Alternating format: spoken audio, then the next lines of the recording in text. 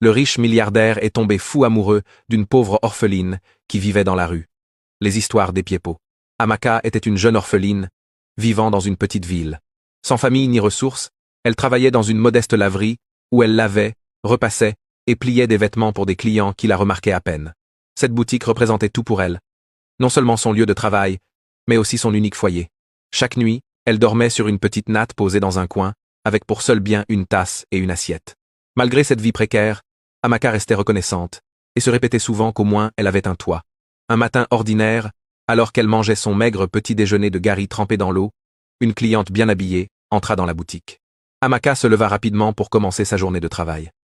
Elle prit une tasse d'eau pour se laver le visage avant de se mettre à l'ouvrage. Mais dans sa hâte, elle ne remarqua pas la femme qui franchissait le seuil au même moment. La collision fut inévitable, et l'eau de la tasse éclaboussa la robe jaune vif de la cliente.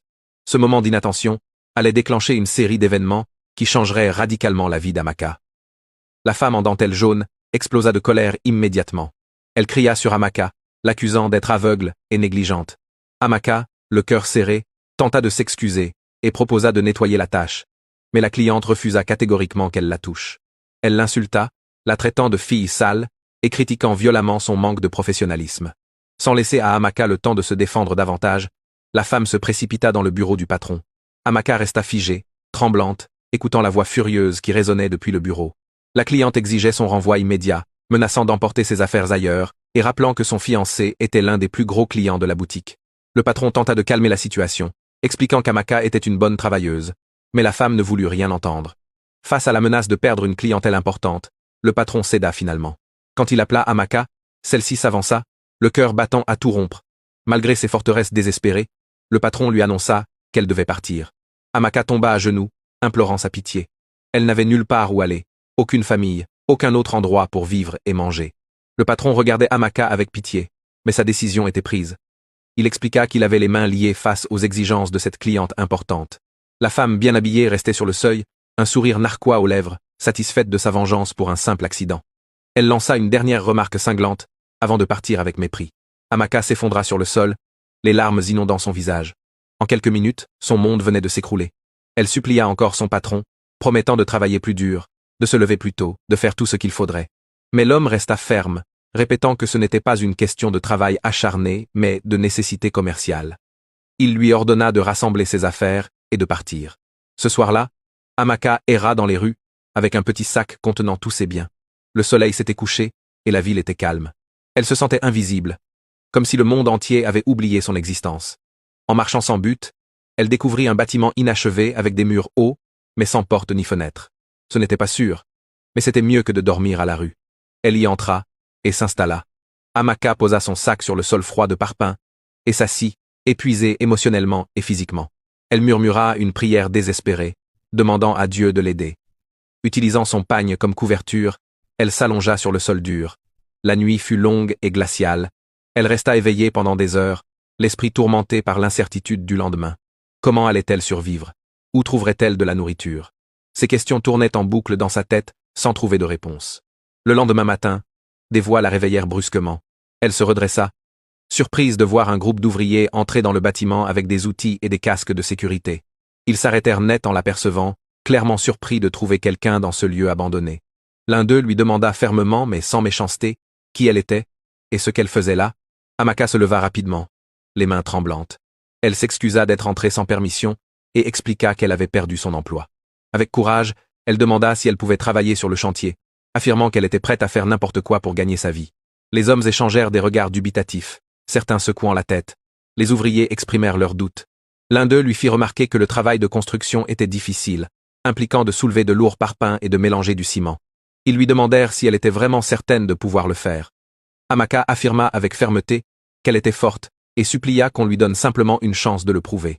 Après quelques minutes de délibération à voix basse, les ouvriers lui dirent qu'elle devait parler au contremaître qui arriverait bientôt.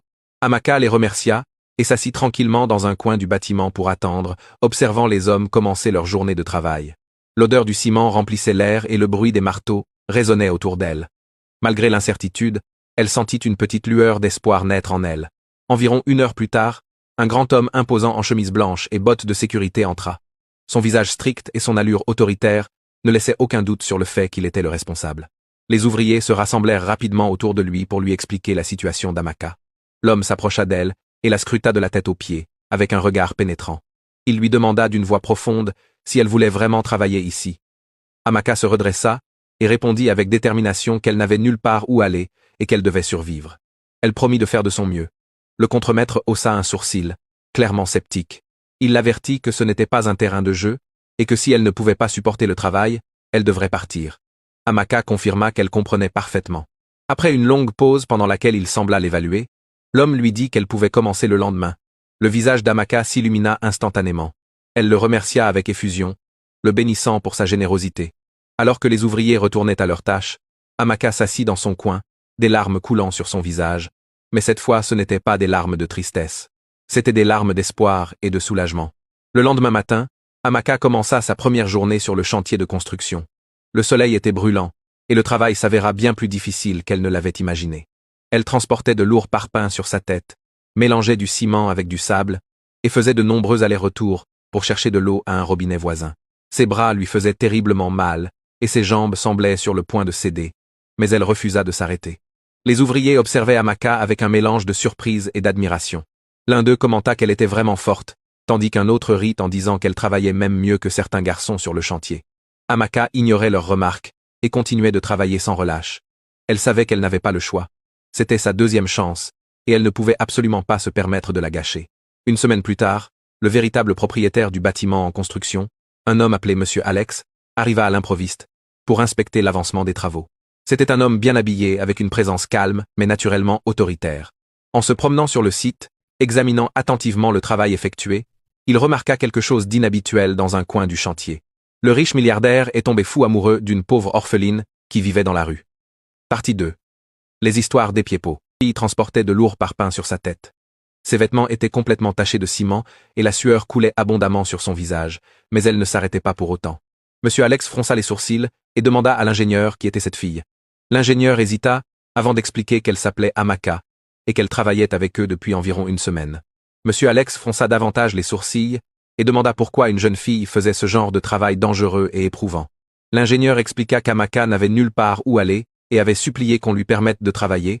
Il ajouta qu'elle était très travailleuse, ne se plaignait jamais et accomplissait toutes ses tâches consciencieusement.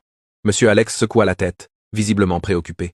Il trouva la situation injuste et demanda à l'ingénieur de l'appeler. Celui-ci fit signe à Amaka de s'approcher. Elle s'essuya rapidement le visage avec le bord de sa robe et se dirigea vers eux, le cœur battant. Elle salua poliment Monsieur Alex en s'inclinant légèrement. Monsieur Alex lui demanda son nom avec une voix gentille mais ferme, puis lui fit remarquer qu'elle ne devrait pas faire ce type de travail dangereux et trop dur pour quelqu'un comme elle. Amaka baissa la tête et expliqua qu'elle n'avait pas d'autre choix, qu'elle devait survivre. Elle le supplia de ne pas la renvoyer, promettant de faire n'importe quoi pour garder ce travail. Monsieur Alex soupira profondément. Il déclara que ce n'était pas le genre de vie qu'une jeune fille comme elle devrait mener et qu'elle ne pouvait pas continuer à travailler ici. Il affirma qu'il allait en parler à l'ingénieur. Le cœur d'Amaka se serra douloureusement. Elle ouvrit la bouche pour parler, mais aucun mot ne sortit. Des larmes emplirent ses yeux alors qu'elle regardait Monsieur Alex, espérant secrètement qu'il changerait d'avis. Plus tard ce jour-là, le soleil se couchait lorsque l'ingénieur appela Amaka à part. Son visage semblait lourd de mauvaises nouvelles, et le cœur d'Amaka se serra avant même qu'il ne commence à parler. L'ingénieur lui expliqua lentement que Monsieur Alex avait décidé qu'elle ne pouvait pas continuer à travailler sur le chantier. Il précisa que c'était pour son propre bien, qu'elle était trop jeune pour porter ce genre de charge lourde. La poitrine d'Amaka se contracta douloureusement. Elle supplia une fois de plus, expliquant qu'elle n'avait nulle part où aller, et promettant de travailler encore plus dur. Elle affirma même que dormir sur le chantier ne la dérangeait pas. L'ingénieur secoua tristement la tête, expliquant que ce n'était pas sa décision à lui. Il lui dit qu'elle devait partir, et s'excusa. Puis il ajouta quelque chose qui était censé la réconforter. On dit que chaque déception est une bénédiction déguisée, et il croyait sincèrement que Dieu lui accorderait une meilleure opportunité. Des larmes coulèrent abondamment des yeux d'Amaka, alors qu'elle rassemblait ses quelques affaires et se déplaçait vers un autre bâtiment inachevé pour y passer la nuit. Allongée sur le sol froid en ciment dans l'obscurité, Amaka se sentit plus seule et abandonnée que jamais auparavant. Elle se serra dans ses propres bras, frissonnant dans l'air nocturne glacial. Elle murmura une prière désespérée, demandant à Dieu pourquoi elle devait endurer tout cela et ce qu'elle avait fait pour mériter un tel sort. Mais aucune réponse ne vint dans le silence de la nuit. Pendant ce temps, Monsieur Alex se rendit à la laverie pour récupérer ses vêtements fraîchement nettoyés.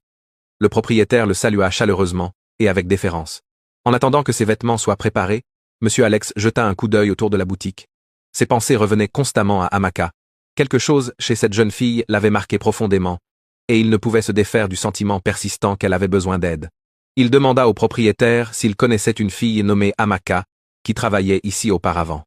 L'expression joyeuse du propriétaire s'estompa immédiatement. Il expliqua qu'Amaka avait eu un problème avec une cliente importante. La femme avait exigé son renvoi après un incident. Le propriétaire révéla que c'était Natacha, la fiancée de M. Alex, qui avait insisté pour qu'Amaka soit renvoyée. Elle était très contrariée qu'Amaka ait accidentellement renversé de l'eau sur ses vêtements et avait même menacé de ne plus apporter son linge à la laverie si la fille n'était pas immédiatement congédiée. M. Alex resta silencieux un long moment, visiblement surpris et troublé par cette révélation. Il demanda au propriétaire s'il savait où se trouvait Amaka maintenant. Le propriétaire secoua la tête, expliquant qu'il n'en avait aucune idée. Elle était simplement partie et il ne pensait pas qu'elle avait un endroit où aller. Alex remercia le propriétaire, récupéra ses vêtements et partit, mais son esprit était profondément troublé. Il ne comprenait pas pourquoi Natacha irait jusqu'à faire renvoyer une jeune fille pour quelque chose d'aussi anodin qu'un accident. Et surtout, il s'inquiétait de savoir où Amaka se trouvait maintenant et dans quelle situation elle était. En rentrant chez lui ce soir-là, Alex ne put s'empêcher de ressentir un profond sentiment de culpabilité. Il réalisa qu'il devait absolument retrouver Amaka, peu importe le temps que cela prendrait. Quelques jours plus tard, Amaka marchait le long d'une route déserte. Ses vieilles pantoufles protégeaient à peine ses pieds du sol rugueux et dur.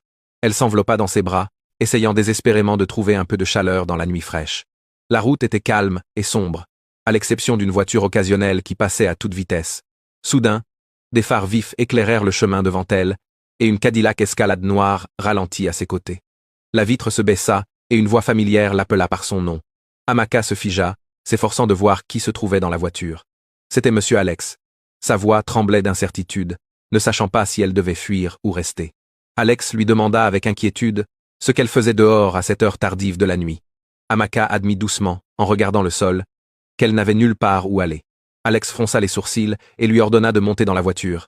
Amaka hésita, disant qu'elle ne voulait pas le déranger. Mais Alex insista fermement, affirmant qu'il ne pouvait pas la laisser errer ainsi dans les rues. Après un moment d'hésitation, Amaka monta finalement dans la voiture. Pendant qu'il roulait, Alex lui posa des questions sur sa vie. Amaka lui raconta tout. Le travail à la laverie, son séjour dans le bâtiment inachevé, et comment elle avait essayé désespérément de survivre seule. Alex soupira profondément en écoutant le récit d'Amaka. Il déclara qu'elle était bien trop jeune pour traverser de telles épreuves. Il lui proposa alors de venir vivre chez lui, et promit de lui trouver du travail dans sa maison. Les yeux d'Amaka s'écarquillèrent de surprise.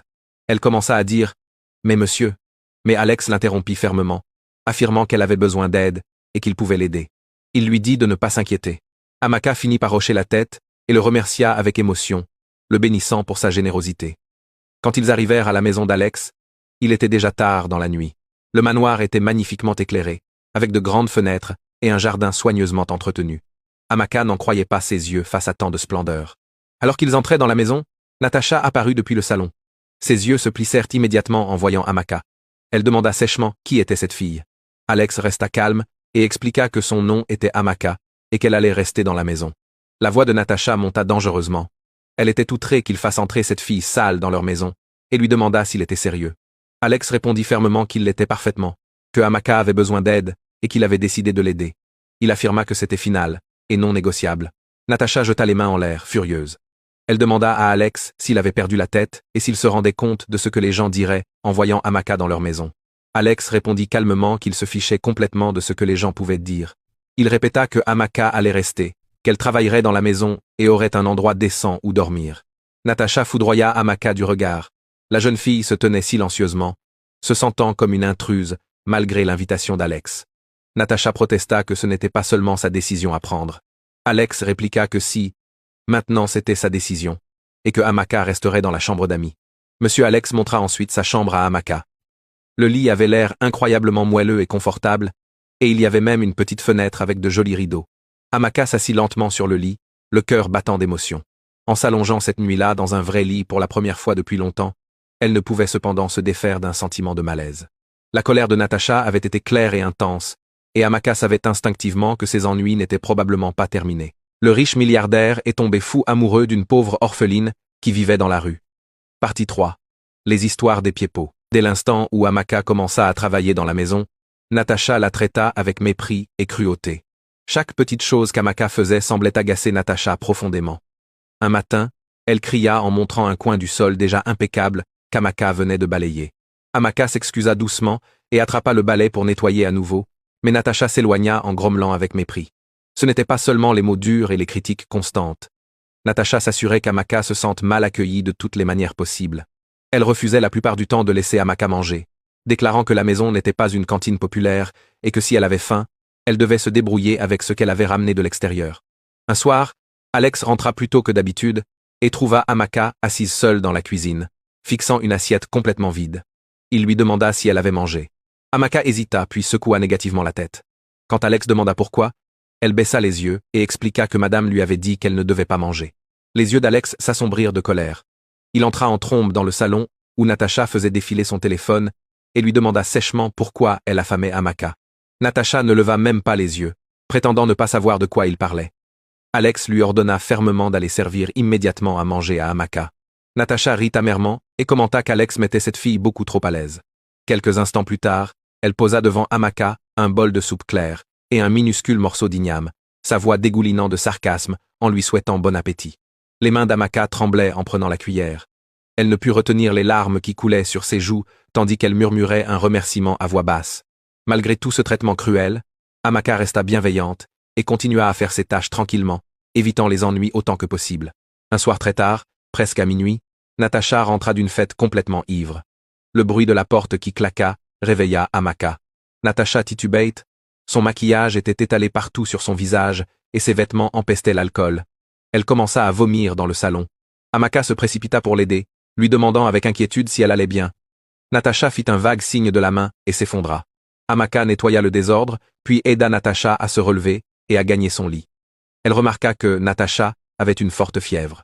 Elle apporta rapidement un bol d'eau froide et commença à tamponner délicatement le front de Natacha avec un chiffon humide.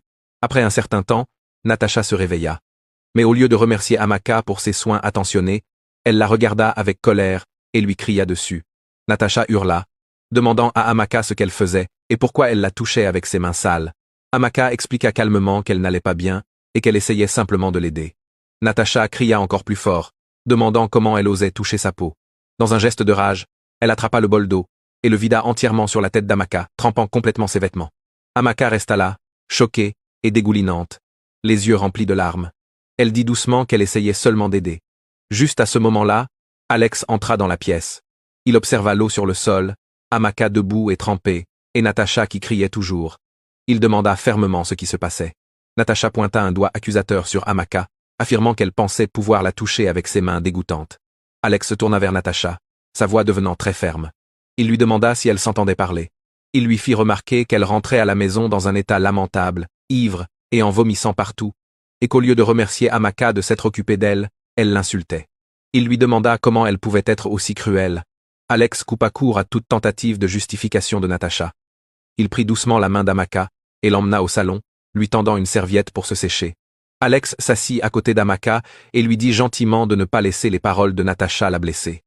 Il affirma qu'elle avait un bon cœur et qu'elle ne méritait absolument pas un tel traitement. Amaka essuya ses larmes en expliquant qu'elle essayait seulement d'aider et ne voulait pas mettre Natacha en colère. Alex la regarda avec douceur et lui dit qu'elle n'avait rien fait de mal, qu'elle était bien meilleure que Natacha à bien des égards. Alors qu'ils étaient assis là dans le calme du salon, quelque chose de chaleureux et de tacite passa entre eux. Alex ne pouvait s'empêcher de penser à l'immense gentillesse d'Amaka, à son cœur pur malgré toutes les épreuves qu'elle avait traversées. De son côté, Amaka se sentait en sécurité et protégée en la présence d'Alex pour la première fois depuis très longtemps.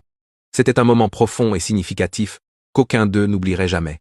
Alex avait toujours été un homme extrêmement occupé par ses affaires, prêtant rarement attention aux petits détails de la vie domestique. Mais dernièrement, quelque chose avait fondamentalement changé en lui. Chaque soir, quand il rentrait fatigué de sa longue journée, Amaka l'accueillait à la porte avec un sourire sincèrement chaleureux et bienveillant, lui demandant comment s'était passée sa journée, et montrant un intérêt véritable pour son bien-être. Ces petits gestes si simples touchaient Alex plus qu'il ne l'aurait imaginé. Pour la première fois depuis longtemps, il se sentait attendu, apprécié non pour son statut ou sa richesse, mais pour qui il était vraiment. Au fil des jours, leurs interactions devinrent plus fréquentes et plus intimes. Un soir, après une journée particulièrement épuisante, Alex trouva Amaka dans la cuisine, préparant un thé chaud. Elle leva les yeux vers lui et lui offrit une tasse avec un sourire timide. Vous semblez fatigué, monsieur. Buvez ceci, ça vous fera du bien. Alex prit la tasse, leurs doigts se frôlant légèrement. Ce contact fugace envoya une étincelle inattendue à travers lui. Il s'assit à la table, et pour la première fois, ils parlèrent vraiment. Amaka raconta des bribes de son passé difficile, ses rêves modestes d'une vie stable. Alex, à son tour, se confia sur la pression de ses affaires, le vide qu'il ressentait malgré sa réussite. Leurs regards se croisaient souvent, chargés d'une compréhension mutuelle grandissante. Natacha remarqua vite ce rapprochement. Sa jalousie s'intensifia, la poussant à des actes plus mesquins. Elle multipliait les remarques acerbes, accusant Amaka de chercher à séduire Alex. Un après-midi, elle surprit Alex et Amaka riant ensemble dans le jardin, discutant de fleurs qu'Amaka avait plantées. Natacha explosa, hurlant que Amaka n'était qu'une domestique et n'avait pas sa place. Alex, pour la première fois, défendit Amaka avec fermeté, disant à Natacha que sa cruauté était insupportable. Ce soir-là, Natacha partit en claquant la porte, laissant Alex et Amaka seuls. Dans le silence de la maison, Alex s'approcha d'Amaka, qui essuyait nerveusement ses mains sur son pagne. « Je suis désolé pour tout ça, Amaka. Tu ne mérites pas ce traitement. » Amaka leva les yeux, des larmes perlant. « C'est moi qui suis désolé, monsieur. Je ne veux pas causer de problème entre vous. » Alex secoua la tête, prenant doucement ses mains dans les siennes. « Il n'y a plus de nous avec Natacha. Pas depuis que j'ai vu qui elle est vraiment. Et qui tu es, toi. » Le cœur d'Amaka battait fort. Alex se pencha, et leurs lèvres se rencontrèrent dans un baiser doux, hésitant au début, puis passionné. C'était comme si toutes les épreuves d'Amaka menaient à ce moment de tendresse inattendue. Les jours suivants, leur romance s'épanouit pleinement et joyeusement. Des promenades au clair de lune dans le jardin, des dîners partagés où ils se racontaient leurs secrets avec rires et tendresse. Des regards complices qui illuminèrent la maison. Alex rompit définitivement avec Natacha, qui partit sans un regard en arrière, vaincue par la force de leur amour naissant. Amaka, autrefois orpheline sans foyer, trouva non seulement un toit, mais un amour vrai et une famille. Bientôt, Alex l'épousa dans une cérémonie simple et émouvante, entourée d'amis sincères. Ensemble, ils construisirent une vie radieuse. Amaka ouvrit une petite école pour orphelins, aidant d'autres comme elle, tandis qu'Alex, plus heureux que jamais, la soutenait avec fierté. La gentillesse triompha enfin, enveloppée de bonheur éternel.